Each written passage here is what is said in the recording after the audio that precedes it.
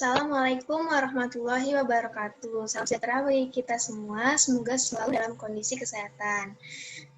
Pada kesempatan kali ini, perkenalkan kami dari kelompok 7 dalam kuliah kebijakan, luar negeri, dan keamanan Cina yang terdiri dari saya Melati, kemudian ada Devita Gusman, Bella Rahmat, dan Abdul Rahman.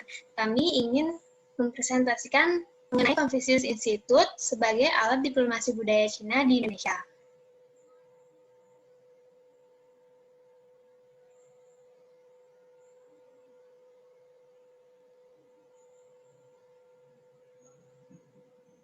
Pembahasan pertama yaitu mengenai latar belakang. Cina sebagai superpower baru yang mengalami kebangkitan ekonomi. Di sini Cina dalam perkembangan ekonominya yang sangat pesat jadi pemain utama dalam skala global. Terbukti dari fenomena perang dagang dengan Amerika Serikat yang masih berlangsung hingga kini dan kian memanas. Pada pemerintahan Presiden Deng Xiaoping, Cina mulai membuka dirinya tepatnya membuka pasarnya untuk menjalin kerjasama dengan berbagai negara di dunia, juga melalui kebijakan modernisasi segala bidang, seperti pada bidang ekonomi, perdagangan, investasi, teknologi, dan juga militer. Dan soft power Cina digunakan sebagai pengaruh politik internasionalnya. Di sini Cina menggunakan soft power sebagai instrumen dalam politik internasionalnya untuk menyebarkan pengaruh demi mencapai kepentingan nasionalnya. Hal ini diperjelas dengan pernyataan bahwa pada era pemerintah Presiden Xi Jinping, beliau mengatakan bahwa peningkatan status internasional dan pengaruh Cina didasari oleh dua kekuatan, yaitu soft power dan hard power. Kemudian Cina mengalami perkembangan budaya dan pergerakan warga Cina. Di sini dengan pertumbuhan ekonomi Cina yang sangat pesat, perlu diketahui bahwa terdapat beberapa permasalahan, seperti tidak meratanya pendapatan dan juga ketimpangan sosial yang dialami oleh masyarakat Cina itu sendiri. Untuk mengatasi berbagai permasalahan tersebut, di sini Cina cenderung menggunakan bentuk kearifan lokal sesuai dengan tradisi yang menggarisbawahi kebudayaan Cina yang sesuai dengan ajaran Confucius yang mengajarkan mengenai nilai-nilai keseimbangan hidup, keadilan, rasa malu, hormat kepada orang tua, dan juga cara beradab. Selain itu juga ajaran Confucius yang mendasari berdirinya Confucius Institute Cina sebagai bentuk diplomasi budaya pemerintah Cina. Perkembangan ekonomi rata-rata sebesar 10%. Dengan latar belakang yang sudah dijelaskan tadi, muncullah pertanyaan penelitian, yaitu bagaimana Confucius Institute digunakan sebagai alat diplomasi budaya Cina di Indonesia. Selanjutnya akan dijelaskan oleh rekan kami, Abdul Rahman.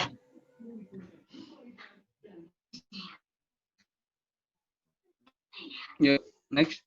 Soft power pertama kali dicetuskan oleh Joseph Nye. Beliau mengatakan bahwa soft power sebagai suatu pendekatan yang menggunakan unsur kebudayaan dan guna untuk menarik hati atau perhatian masyarakat dan negara lain demi mencapai kepentingan suatu negara. Dalam penelitian ini, penulis menggunakan konsep soft power dikarenakan hal ini dapat menjelaskan fenomena atau masalah yang diteliti oleh penulis mengenai diplomasi. Dalam hal ini, diplomasi budaya Cina melalui Confucius Institute. Dalam hal ini, soft power diartikan sebagai ekspresi dari kemampuan aktor untuk mendapatkan hal yang diharapkan dari lingkaran internasional dengan menggunakan salah satunya daya tarik. Next. Kepentingan nasional. Beliau berpendapat bahwa alat untuk mengejar kekuasaan karena melalui kekuasaan yang dapat dimiliki tersebut maka suatu negara dapat mengendalikan atau mengontrol negara lain. Lebih jelasnya bahwa kepentingan nasional adalah kemampuan negara untuk melindungi dan mempertahankan identitas fisik, politik, dan kultural dari negara lain. Diplomasi budaya. Menurut Milton, memaknai diplomasi budaya sebagai pertukaran ide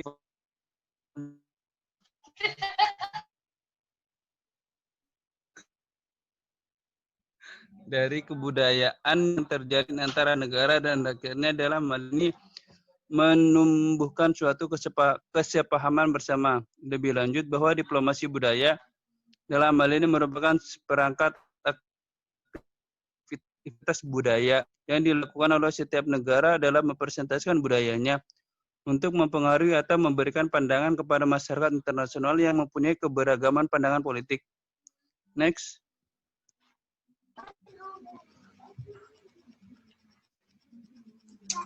Dalam pembahasannya, kita akan membahas kebangkitan Cina di kancah internasional. Seperti yang kita ketahui, bahwa Cina melalui perjalanan yang panjang untuk bisa berada di titik saat ini. Cina yang terkenal dengan kuatannya dari segi militer, ekonomi maupun teknologi. Cina mulai bangkit pada era pemerintah Deng Xiaoping, karena Cina mulai membuka diri terhadap dunia internasional dan mulai menjalin kerjasama hingga Cina dijuluki dengan Rising Star.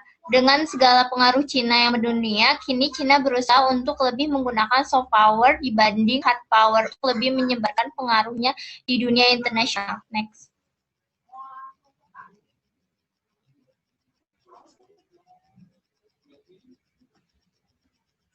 Perluasan pengaruh Cina. Yang pertama, perkembangan ekonomi yang pesat. Cina juga ingin menyebarluaskan budayanya di seluruh dunia.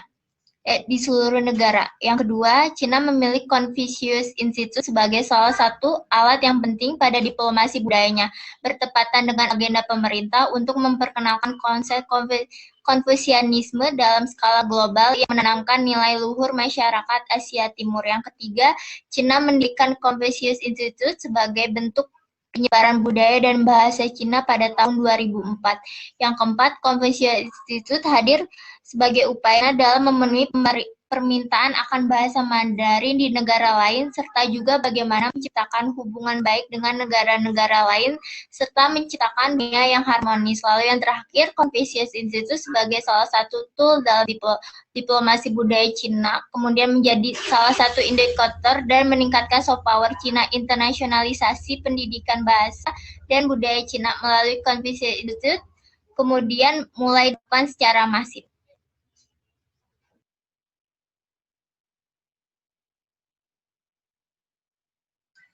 Ya, di sini ada diplomasi budaya Cina melalui Confucius Institute di Indonesia. Oke, sebelum masuk ke diplomasi budaya Cina melalui Confucius Institute di Indonesia, di sini saya ingin menjelaskan mengenai paradigma yang kelompok kami ambil. Paradigma yang kelompok kami ambil adalah paradigma konstruktivisme. Paradigma ini memandang ilmu sosial sebagai analisis sistematis terhadap sosialitas action melalui pengamatan langsung dan terperinci terhadap perilaku sosial yang bersangkutan untuk menciptakan dan memenuhi atau mengelola dunia sosial mereka. Di sini kami mengambil paradigma konstruktivis karena untuk menganalisis atau menggambarkan analisis pemanfaatan bahasa Mandarin sebagai alat diplomasi budaya Cina di dunia internasional. Kebijakan diplomasi budaya Cina dicerminkan dengan mendirikan sebuah lembaga kebudayaan bernama Confucius Institute. Dan juga jenis penelitian yang kami ambil adalah penelitian kualitatif. Sebagaimana dijelaskan bahwa jenis penelitian kualitatif adalah mengeksplorasi dan memahami makna di sejumlah individu atau sekelompok yang berasal dari masalah sosial. Hubungan antara Indonesia dengan Cina telah terjalin begitu lama jauh sebelum Indonesia merdeka. Hal ini bisa dilihat dari berbagai aspek kehidupan di Indonesia yang secara tidak langsung telah tereliminasi dengan budaya Cina, seperti makanan, baju, alat musik, juga seperti perayaan-perayaan Cina. Hal ini bisa mempermudah jalan Confucius Institute untuk menyebarkan budaya Cina di Indonesia.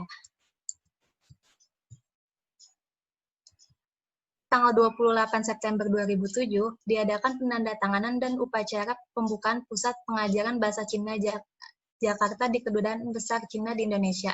Menandatangani perjanjian kerjasama dengan Jakarta untuk meresmikan Confucius Institute. Ada 7 Confucius Institute yang didirikan di Indonesia. Yang pertama ada Institut Konzi BTIP Jakarta atau Bina Terampil Insan Berada pada tahun 2007, Pusat Bahasa Mandarin di Universitas Hasanuddin, Pusat Bahasa Mandarin di Universitas Negeri Malang, Pusat Bahasa Mandarin di Universitas Kristen Maranatha, Pusat Bahasa Mandarin di Universitas Tanjung Pura, Pusat Bahasa Mandarin di Universitas Al-Azhar Indonesia, dan Pusat Bahasa Mandarin di Universitas Negeri Surabaya. Jika dilihat, banyak sekali kegiatan Confucius Institute yang ada di Indonesia. Seperti yang contoh pertama adalah di kampus Universitas Al-Azhar Indonesia, yaitu pada tahun 2014 dilakukan konferensi Pusat Bahasa Mandarin Sedunia di Universitas Al-Azhar Indonesia. Acara ini membahas mengenai rencana kegiatan pada Confucius Institute Day, the cooperation between Confucius Institute and other Chinese company, perkembangan HSK atau Hanyu Shipping Kosi, dan HSKK atau Hanyu Shipping Kosi Koyu yang ada di Asia. Pelatihan dan pembinaan guru bahasa Mandarin, serta Xinghanyu atau Confucius China Study Program untuk kolaborasi antara atau masuk ke dalam universitas.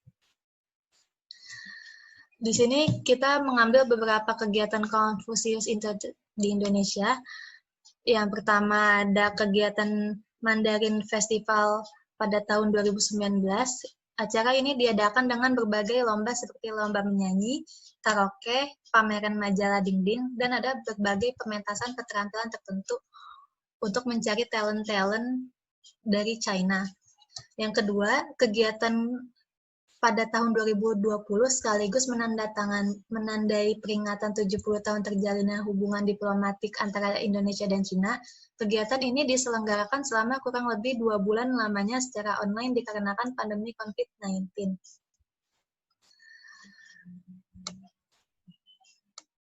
Contoh ketiga terdapat di Universitas Kristen Maranatha. Mengangkat tema cahaya budaya Tiongkok, Hebei Normal Universitas mempersembahkan Confucius Institute Performance. Kegiatan ini merupakan pertunjukan kolosal yang terdiri dari lagu, tari, musik, dan lukisan dengan pengantar latar pertunjukan mengenai kemegahan sejarah peradaban panjang 5.000 tahun bangsa Cina. Selain pergelaran seni, juga diadakan pameran foto dengan tema jejak warisan budaya Tionghoa di Bandung. Contoh terakhir adalah dari kerjasama antara Confucius Institute Universitas 11 Maret dan Universitas Siswa Cina. Acara yang diselenggarakan oleh mereka adalah Cloud Summer Camp atau Camp Musim Panas berbasis daring. Kegiatan ini memperkaya pengetahuan mahasiswa Indonesia, memperluas visi internasional mereka, dan memberikan pemahaman terhadap kehidupan dan budaya Cina dengan memberikan video-video indah seperti berpergian ke Chengdu, pariwisata awan di Kunming, membuat simpul tari tradisional. Next akan dijelaskan oleh Melati.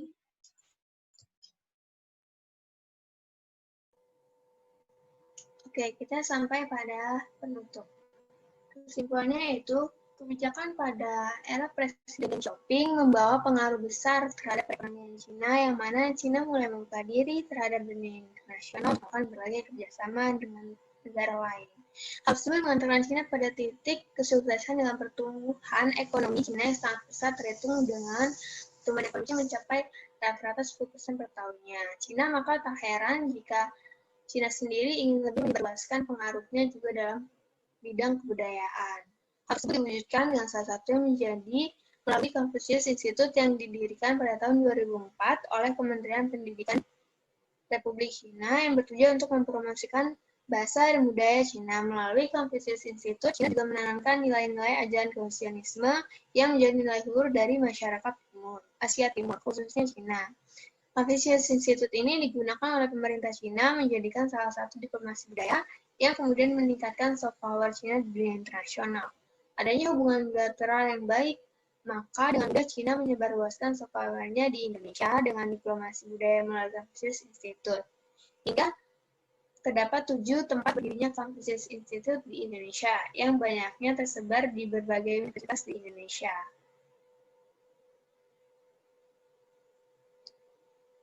Kemudian ada saran dari kelompok kami, yaitu mengenai penelitian tersebut, kami menyarankan bahwa sebaiknya apabila Confucius Institute ini digunakan Cina untuk terus lebih fokus menyebarkan budaya dan bahasa Mandarinnya ke arah yang lebih baik, untuk menggali pengetahuan mengenai budaya dan bahasa Cina yang dengan baik. Jangan sampai digunakan sebagai alat untuk menyebarkan ideologi atau paham Cina yang tidak sesuai dengan budaya Indonesia seperti aliran komunisme. Hal tersebut dikarenakan sudah di luar kendali dari definisi diplomasi budaya sesungguhnya.